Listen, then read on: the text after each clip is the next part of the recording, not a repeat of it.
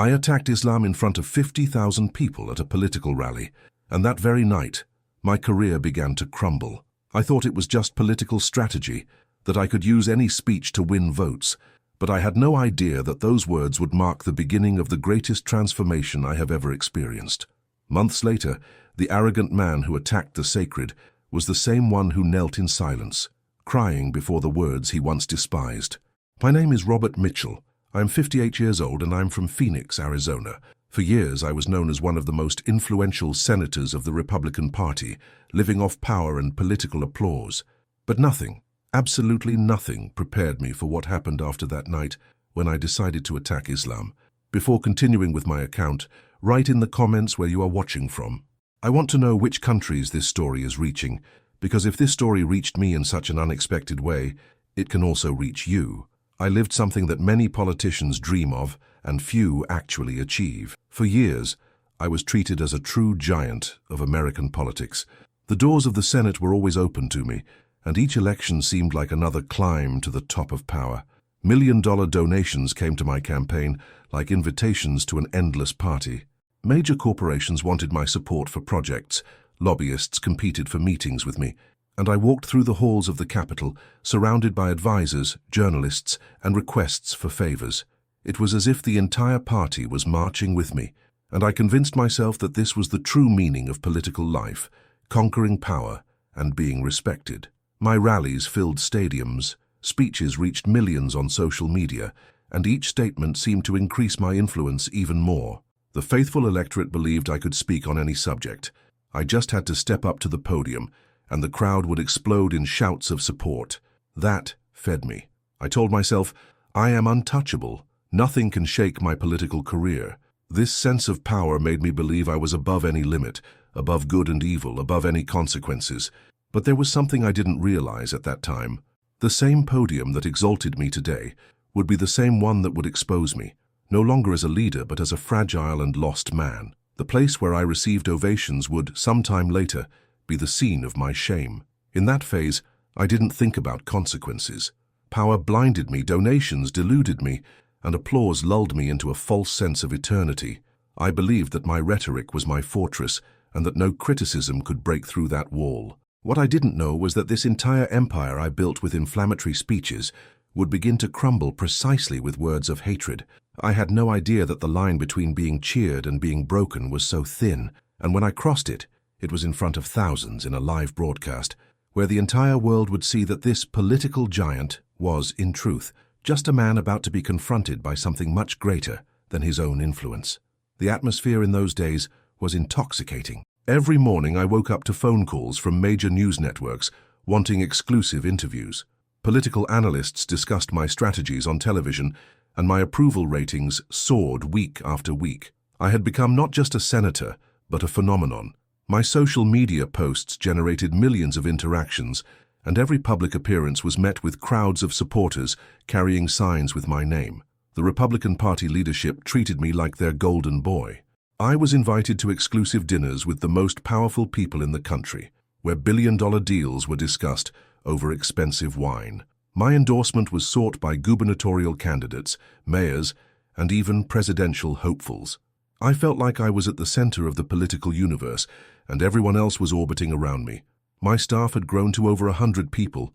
I had communications directors, policy advisors, security teams, and even a personal chef who traveled with me on campaign trips. The budget for my re-election campaign had reached astronomical figures, and donors were practically throwing money at us. We had campaign offices in every major city in Arizona, and our ground game was considered the most sophisticated in the state's history. But perhaps what fed my ego the most was the media attention. I appeared on the covers of political magazines, was featured in lengthy profiles in major newspapers, and had become a regular guest on the most watched political talk shows.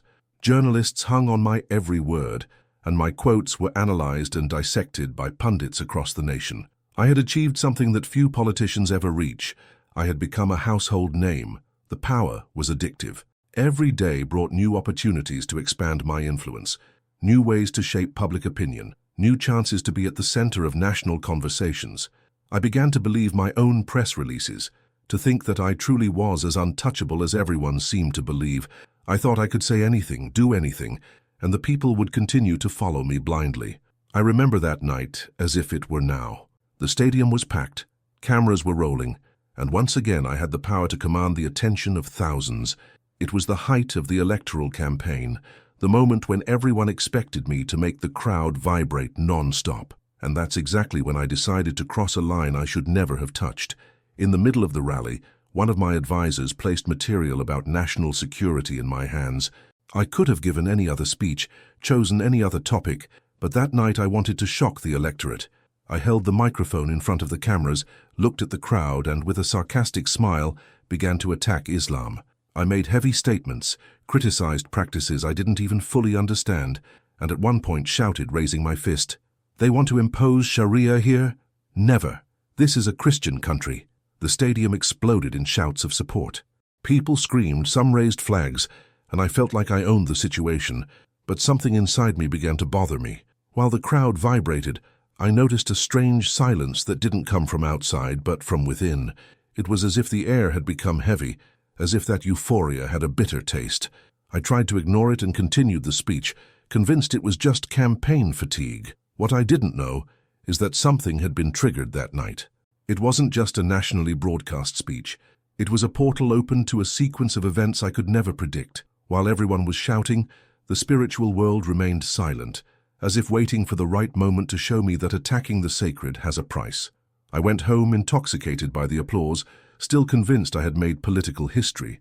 But hours later, in the silence of my office, euphoria gave way to a strange sensation. I couldn't sleep. People's shouts echoed in my mind, but at the same time there was a shadow within me. That night seemed to have no end. The speech had been carefully crafted by my team of speechwriters, but in that moment I had deviated from the script. Something had possessed me to go further, to be more provocative than we had originally planned. The crowd's energy was electric, feeding off my words, and I fed off their energy in return. It was a dangerous cycle that I had experienced many times before, but that night felt different somehow. As I looked out at the sea of faces, I could see people recording with their phones, news crews positioned strategically around the stadium, and I knew that every word I spoke would be replayed and analyzed for days to come. That knowledge should have made me more careful, but instead, it emboldened me. I wanted to give them something they would never forget, something that would dominate the news cycle and cement my position as the most fearless voice in American politics. The security briefing I had received earlier that day had mentioned concerns about potential terrorist threats, and my advisors had suggested incorporating national security themes into the speech. But what they had envisioned was a measured discussion of border security and immigration policy. What I delivered instead was a fiery denunciation that painted with the broadest possible brush, targeting not just extremists, but an entire faith tradition practiced by millions of peaceful Americans. After the crowd's roar died down and I left the stage, my campaign manager approached me with a mixture of excitement and concern in his eyes. "Senator, that was intense," he said. "The crowd loved it, but we're going to get some heat for this one." I brushed off his concerns with the same confidence that had carried me through every controversy before. "Let them come," I said. "Our base expects us to tell the truth, even when it's uncomfortable." Today I understand. What began on that stage was more than a political speech. It was the beginning of my downfall, and also the beginning of something that would change my life forever. Because what seemed like just another electoral strategy would become a lesson that still echoes in my soul today. After that night when I dared to attack Islam publicly, things didn't return to normal. At first, I thought it was just the exhaustion of an intense campaign, but soon the signs began to appear, discreet, almost imperceptible, until they became impossible to ignore. The nights became a torment. I would close my eyes and immediately be thrown into nightmares that seemed more real than any rally I had ever held. I saw shadows watching me, felt heavy hands holding my chest, and woke up in a cold sweat, breathing heavily, as if I had run a marathon. I told myself it was just the result of stress, the result of pressure from a presidential campaign. But the signs increased. Voices began to whisper in the silence of dawn. I heard my name being called, but there was no one in the office. House lights flickered without explanation. Documents fell from desks by themselves.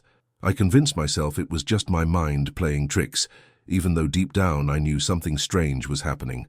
I even recorded audio during these episodes, I would turn on my phone's recorder trembling, trying to record what was happening, maybe to show someone or even as a way to prove to myself that I wasn't going crazy. But the moment I listened to the recording, I was startled by the desperation in my voice, by the anguish reflected in every word. I never showed this to anyone. I didn't want my advisors to see that vulnerable side.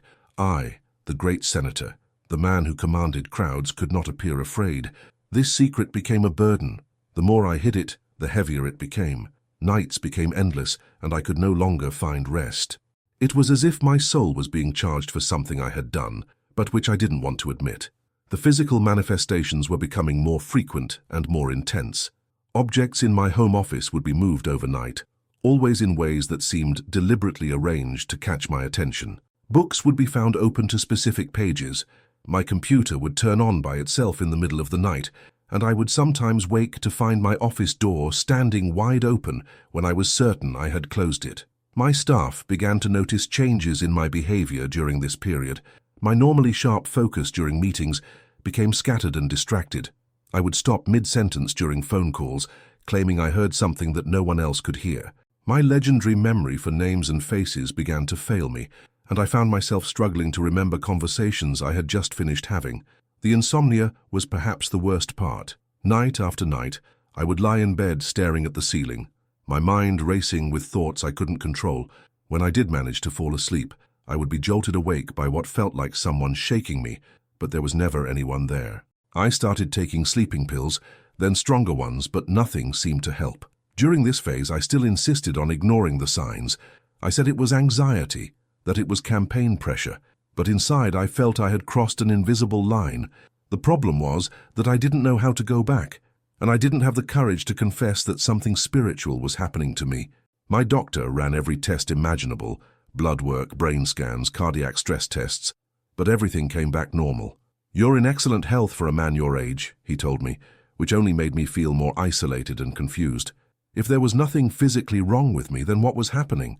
I couldn't bring myself to even consider the possibility that there might be spiritual forces at work. The height of my nightmare didn't take long to reveal itself in front of the cameras. It was another live interview on CNN, auditorium full of journalists, and I was already used to entering the studio like coming home. But something was different that day. From early on, I felt a strange pressure in my head, a weight in my body, as if my strength was being drained. I ignored it. After all, the interview couldn't be cancelled. When the lights came on and I heard the host's introduction, I tried to disguise it. I started answering questions with my usual political smile, talked about government proposals, but the feeling only increased. Sweat ran down my forehead, my hands trembled, and my vision began to blur. Suddenly, everything spun. In a matter of seconds, the world darkened before me. I fainted during a national broadcast. The studio panicked. Journalists screamed. Production ran in my direction, and cameras broadcast everything live. Millions of people watched at that exact moment, the fall of the man who seemed unshakable. I woke up hours later in a military hospital. Doctors surrounded me. Tests were done, but no diagnosis was found. They said I was healthy, that there was no physical reason for that collapse. But inside me I knew that wasn't just a health problem. It was something deeper, something that couldn't be explained in medical reports. The following days were the worst of my political life. The scene of my fainting went viral. It was in all the newspapers, on news sites, in the most commented videos on the internet. People discussed it, created conspiracy theories, and I, inside, was increasingly empty. The incident happened during what was supposed to be a routine interview about my policy positions for the upcoming election.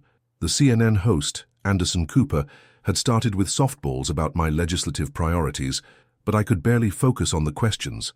My responses became increasingly disjointed, and I could see confusion growing in his eyes as I struggled to complete coherent sentences.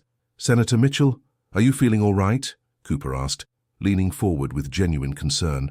I tried to wave off his concern with a laugh, but even I could hear how forced and unnatural it sounded.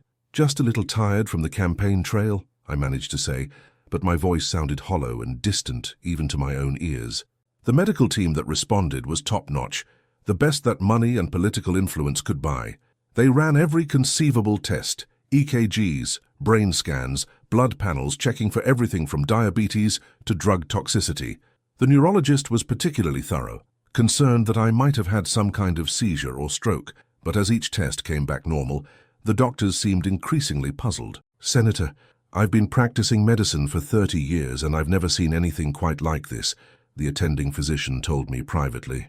"Every indicator shows you're in perfect health, but clearly something caused you to lose consciousness.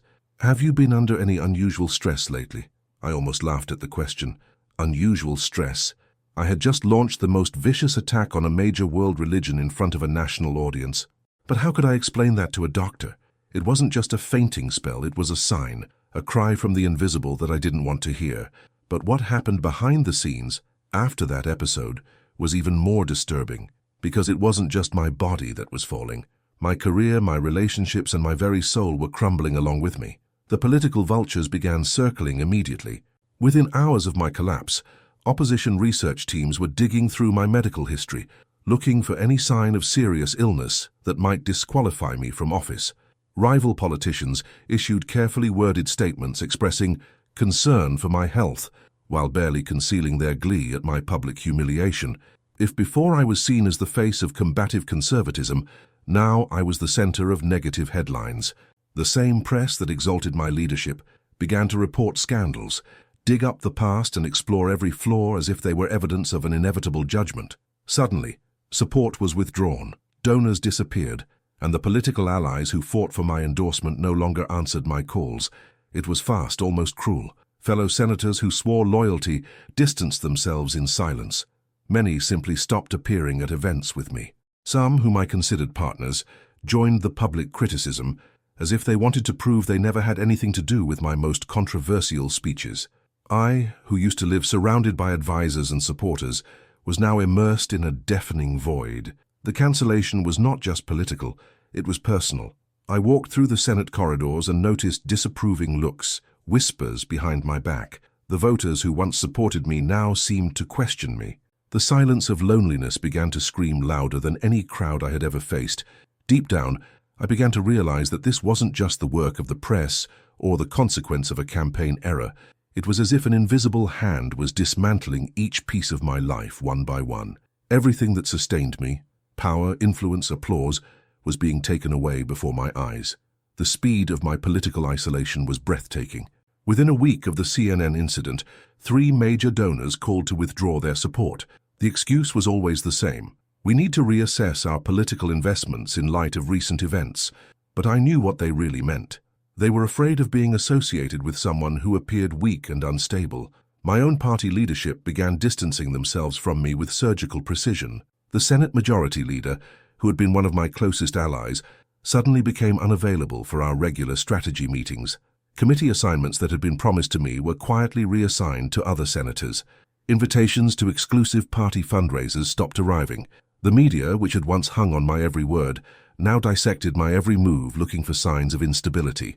Political commentators who had previously praised my bold leadership style now questioned my fitness for office.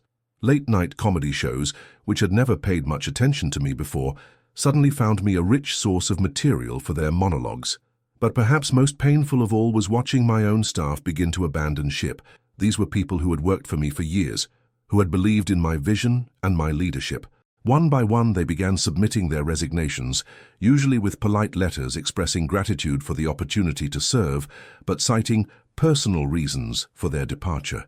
In this process, I began to wonder if this wasn't a message, if behind all the chaos there was a greater purpose. But the pain of wounded pride and public shame still spoke louder. I convinced myself it was just a difficult phase in politics, even though within me, something told me I was facing a war that wasn't just against political opponents or against the media. It was a spiritual battle. My approval ratings, which had been consistently above 60% for years, plummeted to the low 30s in a matter of weeks. Political analysts began writing my political obituary, speculating about potential primary challenges and discussing whether I would even seek re-election. The transformation from political giant to damaged goods was complete and devastating.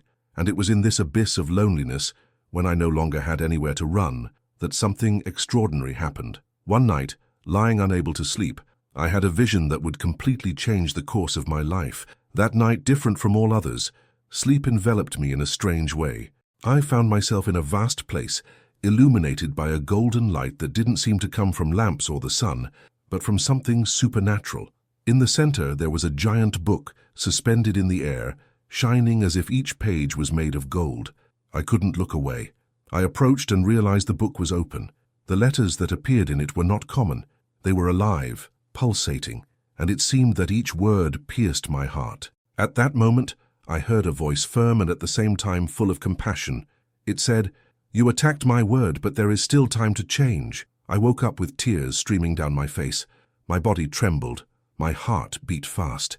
It wasn't just a common dream, I knew that. It had been a call, a direct warning to me.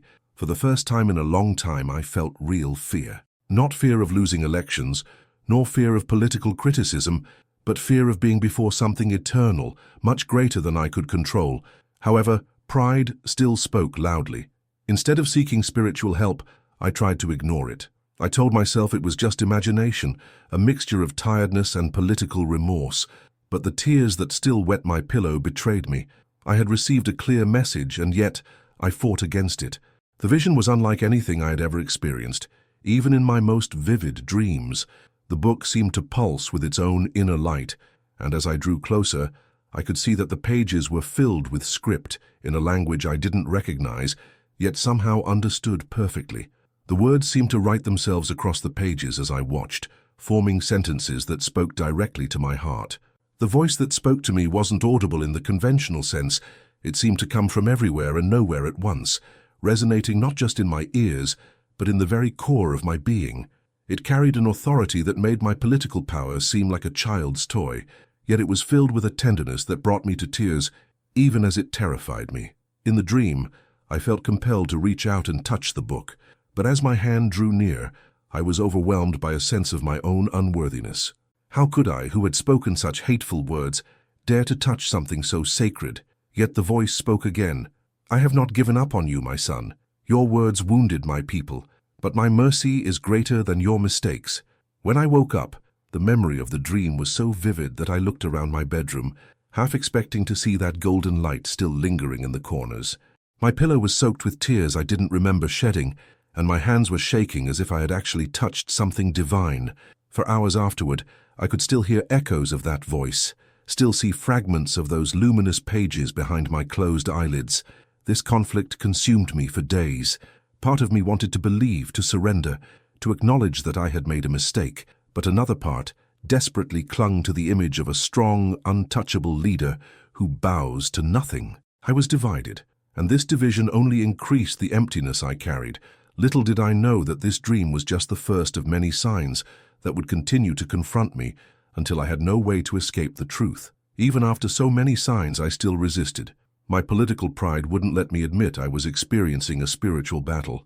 So, in an act of stubbornness, I decided to return to social media. I wanted to show I was fine, that nothing could shake me.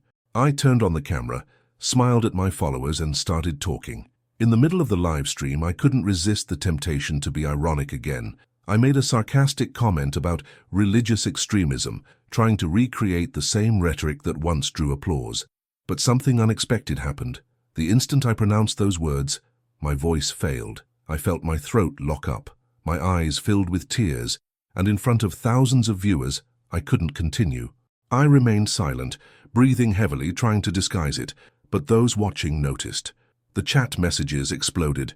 "What's happening to you, Senator? It looks like you're crying. God is touching you live." I tried to laugh, but I couldn't. That was the moment when I finally realized that rhetoric no longer had power. I turned off the live stream hastily and spent days without appearing publicly. I was shaken, confused, ashamed. But at the same time, there was a seed planted in my heart. For the first time, I seriously thought about seeking answers, not in political polls or campaign consultants, but in God. The live stream had started like many others I had done over the years. My communications director had set up the camera in my home office, with the American flag prominently displayed behind me and my Senate credentials visible on the wall. We had planned for it to be a brief address to reassure my supporters that I was recovering well from my health scare and ready to get back to fighting for conservative values.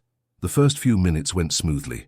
I talked about my gratitude for the outpouring of support I had received, my commitment to serving the people of Arizona, and my determination not to let a momentary health issue derail my mission.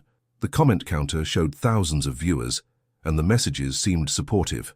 I felt some of my old confidence returning, but then, perhaps triggered by a comment in the chat about Islamic extremism, I felt that familiar urge to go on the attack. "You know, folks," I said, leaning forward with what I thought was my signature intensity, "we can't let political correctness stop us from calling out religious extremism wherever we see it. Some people want to silence us when we speak the truth about—" And then it happened. The words simply wouldn't come. My throat constricted, as if an invisible hand was choking me, and tears began streaming down my face without warning. The more I tried to continue my sentence, the more impossible it became. The silence stretched on for what felt like an eternity, though it was probably only 30 seconds. The chat exploded with concern and confusion. "Senator, are you okay? Call 911. This is scary to watch. God is dealing with you right now." That last comment from a user named TruthSeeker47 hit me like a physical blow. Deep down, I knew they were right. I managed to croak out something about technical difficulties and ended the stream abruptly, but I knew the damage was done. Within hours, clips of my breakdown were circulating on every social media platform, with commentators offering everything from medical theories to spiritual interpretations. The man who had built his career on never showing weakness had just displayed the most profound vulnerability in front of thousands of people. It was curiosity that led me there. I was passing by a mosque in silence, trying not to be recognized, when I felt the urge to enter. I didn't know if it was just an impulse or if something greater was guiding me. I sat discreetly in the back, observing. A simple man approached. He wasn't a famous religious leader, nor someone important, just an ordinary Muslim with a serene look and calm voice. He greeted me and, without knowing anything about my political life, said, "Allah still has plans for you. Don't attack anymore, study the truth." Those words pierced my heart like an arrow. It was as if he had read my soul. I was speechless, just nodded my head, trying to hold back tears. At that moment I realized that God was calling me clearly, directly, without beating around the bush. It was the beginning of a new cycle. For the first time, I didn't leave criticizing or making speeches. I left in silence, carrying within me a question that wouldn't leave me in peace. What if it's true? What if this is the path I need to follow? The mosque was a small, modest building tucked away in a quiet neighborhood on the outskirts of Phoenix. I had driven past it countless times over the years without giving it a second thought, but that afternoon something drew me to pull over and park across the street. I sat in my car for nearly an hour, watching people come and go, wondering what I was doing there. The call to prayer echoed from the minaret as the sun began to set, and I found myself strangely moved by the sound. There was something haunting and beautiful about it that I had never noticed before, or perhaps never allowed myself to notice. When I finally worked up the courage to cross the street and approach the entrance, my hands were shaking. The interior was simpler than I had expected. No elaborate decorations or golden ornaments, just clean lines and beautiful calligraphy on the walls. I removed my shoes, as I had seen others do, and found a spot along the back wall where I hoped I wouldn't be noticed. The evening prayer was already in progress, and I watched in fascination as dozens of men moved in perfect unison, their foreheads touching the ground in submission to their Creator. There was a peace in that place that I hadn't felt in months, maybe years. The frantic energy of political life, the constant calculating, the perpetual performance, the endless hunger for power, all of it seemed to fade away in that simple room. For perhaps the first time since childhood, I felt what it might be like to simply be still and know that God is God. After the prayer ended, I expected to slip out unnoticed, but the man who had spoken to me seemed to materialize beside me as if he had been waiting. His name was Imam Hassan, and he had the kindest eyes I had ever seen. He didn't ask who I was or what I was doing there. He simply welcomed me as if I belonged. "First time?" he asked gently, and I nodded. "Would you like some tea?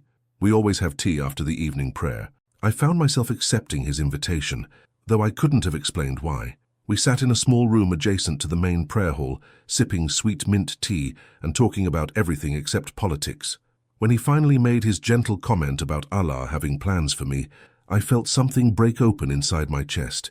Here was a man whose faith I had publicly attacked, offering me nothing but kindness and hope. The contrast with my own behavior was so stark that I couldn't speak for several minutes. "I don't deserve your kindness," I finally managed to whisper. Imam Hassan smiled sadly. "None of us deserve Allah's mercy, brother. That's what makes it mercy. 6 months. That was the time it took me to surrender completely. During this period, I immersed myself in intense studies of the Quran. I spent nights reading, reflecting, comparing each word with the life I had lived until then.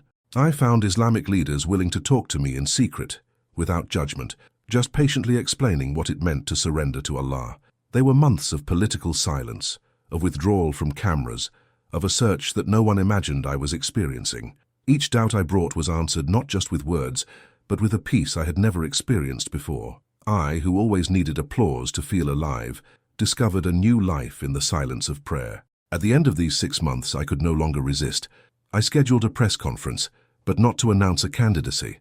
I recorded a statement in which I confessed my mistake, asked for forgiveness for attacking Islam, and declared my faith in Allah. My hands trembled, my tears fell, but I knew I was doing the right thing. The process of learning about Islam was unlike any educational experience I had ever had.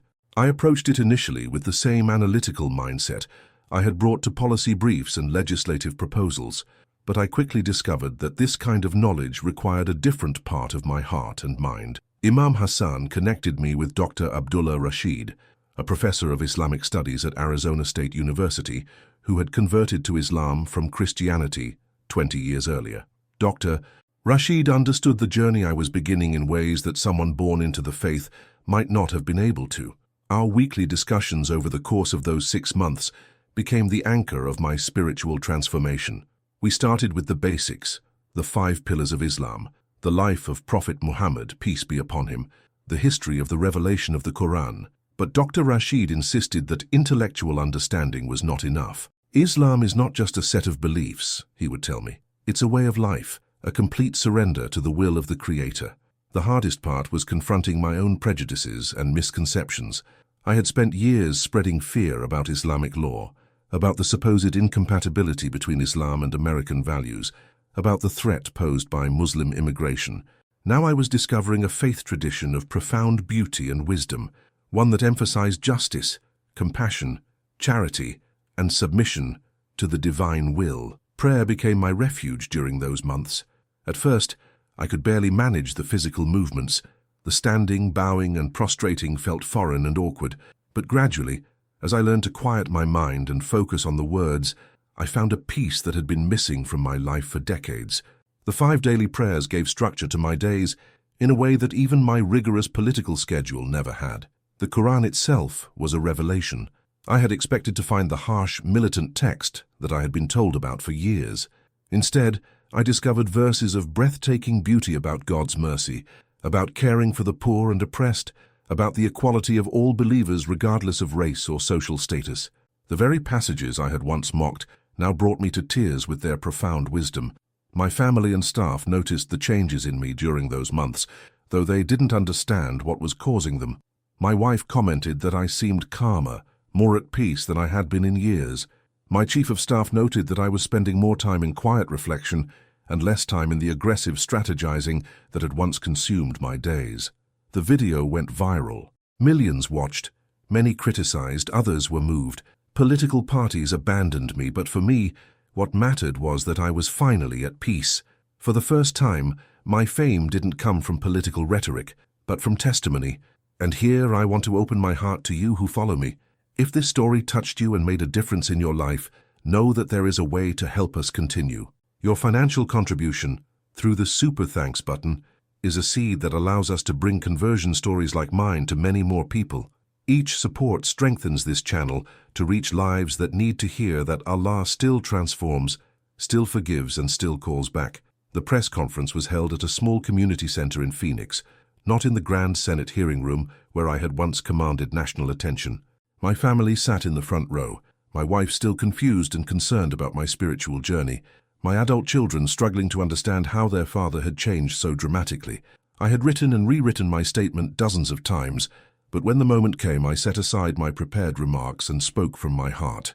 Through tears, I confessed the hatred I had harbored, the fear I had spread, and the damage I had done to innocent Muslim Americans with my reckless rhetoric. I asked for forgiveness from the Muslim community, from my constituents, and from God.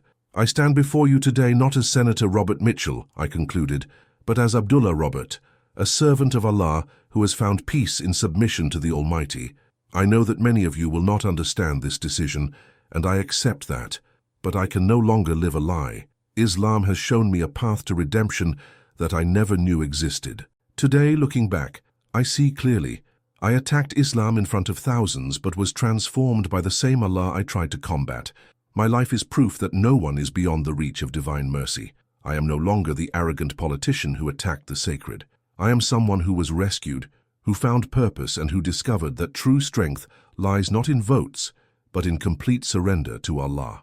The months following my public declaration of faith were perhaps the most challenging of my entire life. The political backlash was swift and merciless. The Republican Party officially censured me and began the process of removing me from all committee assignments. Former colleagues crossed the street to avoid having to speak with me.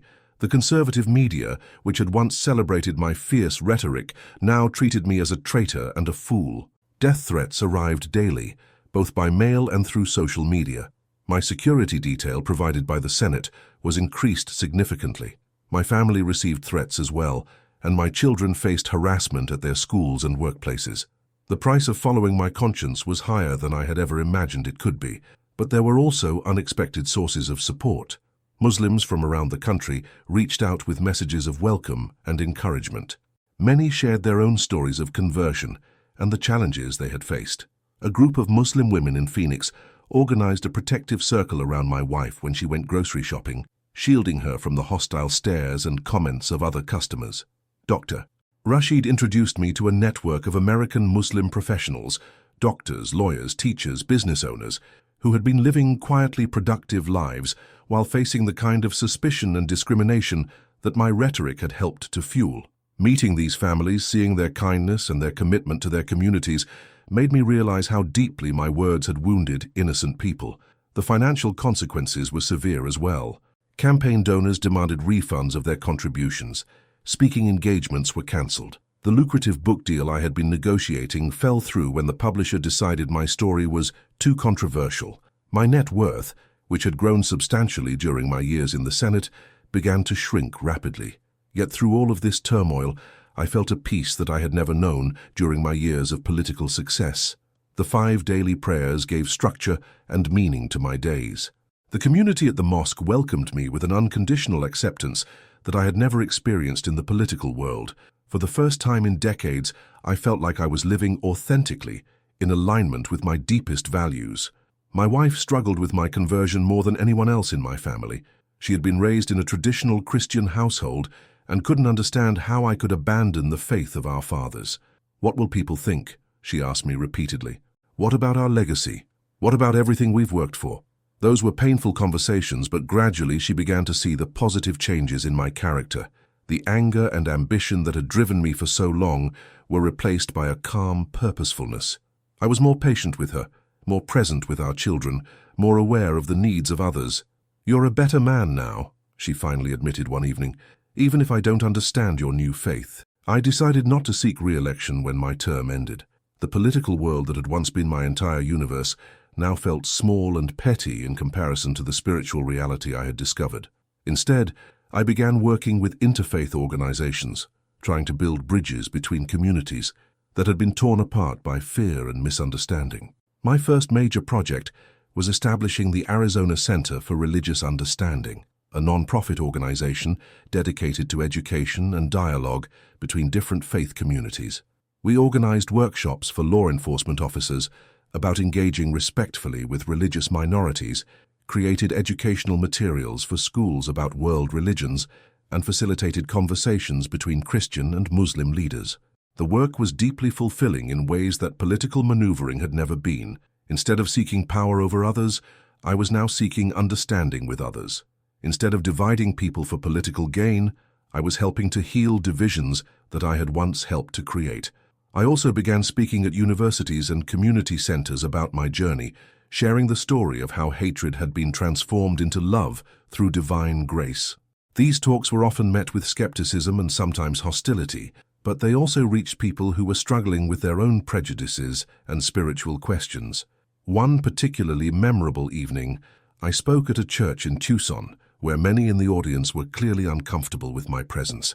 During the question and answer period, a woman stood up and said angrily, How can you claim to love America when you've converted to the religion of our enemies? I took a deep breath and answered as gently as I could. Ma'am, Islam teaches me to love justice, to care for the poor, to be honest in my dealings, and to submit to God's will rather than my own desires. These values don't make me less American.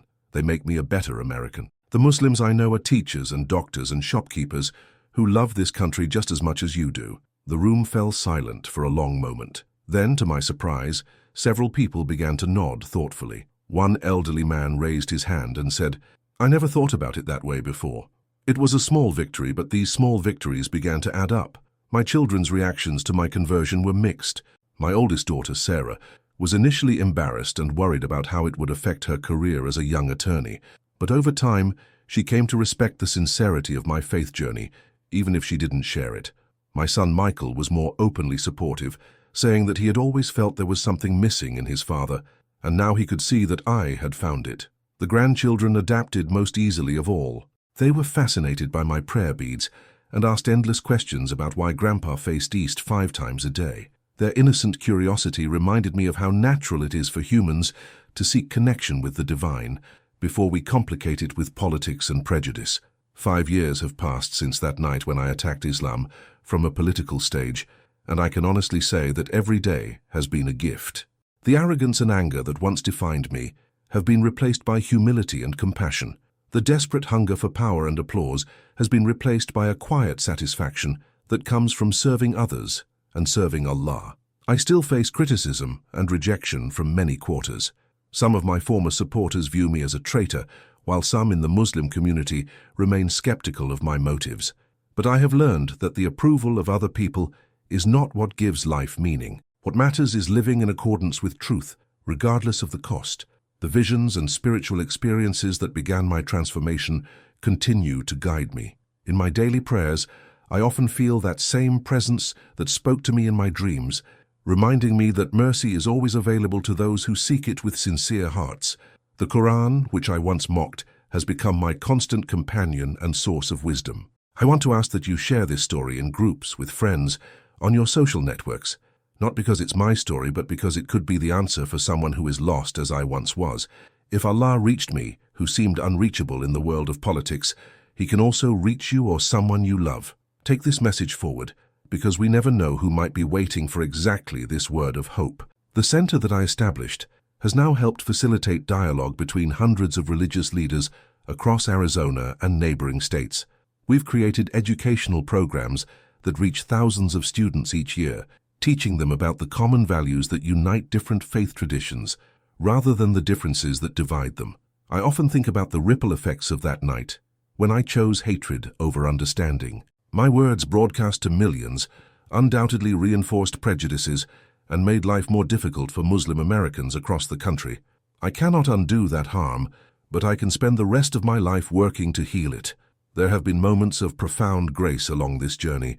Last year, a young Muslim woman approached me after one of my talks and said, "Senator Mitchell, my family came to America from Syria when I was 10 years old. After your speech that night, kids at school started calling me a terrorist. I hated you for years." My heart sank as she spoke, but then she continued, "But watching your transformation, seeing how you've dedicated your life to making amends, has taught me something important about forgiveness. If Allah can change your heart so completely, then I need to forgive you completely too." We embraced and wept together, and I knew that this was why Allah had allowed me to experience such a dramatic fall and transformation. Not for my own sake alone, but so that others might see that no one is beyond redemption, no hatred is too deep to be healed by divine love. My political career, which once seemed like the most important thing in the world, now feels like a prelude to my real life's work. The applause of crowds has been replaced by the quiet satisfaction of helping to heal wounds that I once helped to create. The pursuit of power has been replaced by the practice of submission. The fear of losing control has been replaced by the peace of trusting in Allah's plan. As I write these words, the call to prayer is echoing from the mosque down the street from my home. In a few minutes I will make my ablutions, face toward Mecca, and prostrate myself before the Creator who never gave up on me, even when I had given up on Him. This is who I am now, Abdullah Robert, a servant of Allah who has found his way home. To anyone who might be struggling with hatred or prejudice as I once was, I want you to know that there is another way. The path of understanding and compassion may seem more difficult than the path of division and blame, but it leads to a peace that surpasses all understanding. Whether you are Christian or Muslim, Jewish or Hindu, or searching for meaning in any tradition, the divine mercy that transformed my life is available to transform yours as well. And to my fellow Americans who may be watching this story with skepticism or concern, I want you to know that my love for this country has not diminished, but has grown deeper since my conversion to Islam. The values that Islam has taught me, justice, compassion, service to others, and submission to a power greater than myself, are values that can only make our nation stronger and more united. The America I believe in is not a country where people must abandon their faith to be accepted, but a country where people of all faiths can contribute their unique gifts to the common good. The Constitution that I once swore to defend protects not just freedom of speech, but freedom of religion, for Christians and Muslims, for believers and doubters, for all who seek truth with sincere hearts. This is my story, but it could be your story too. The same God who reached down into my darkness and lifted me into his light is reaching out to you right now. Wherever you are, whatever you have done, whatever pain you carry, you don't have to wait for a dramatic vision or a public collapse. You can choose love over hate, understanding over prejudice, mercy over judgment right here and right now. If this story has moved you, if it has planted a seed of hope or curiosity in your heart, then I encourage you to take the next step. Talk to people of different faiths in your community. Read the Quran or the Bible or the Torah with an open mind. Find a mosque or a church or a synagogue where you can experience the peace that comes from gathering with others in worship and service. Above all, remember that no matter how far you may have strayed from the path of righteousness, no matter how many mistakes you have made or how much pain you have caused, it is never too late to turn back toward the light. The mercy of Allah is infinite, and His door is always open to those who approach with humble and sincere hearts. My prayer is that this story will reach someone who needs to hear it, someone who is struggling with the same darkness that once consumed me. If you are that person, know that you are not alone and you are not beyond hope. The same power that transformed a hateful politician into a humble servant can transform your life as well. May Allah guide us all toward truth, justice, and peace. Ameen.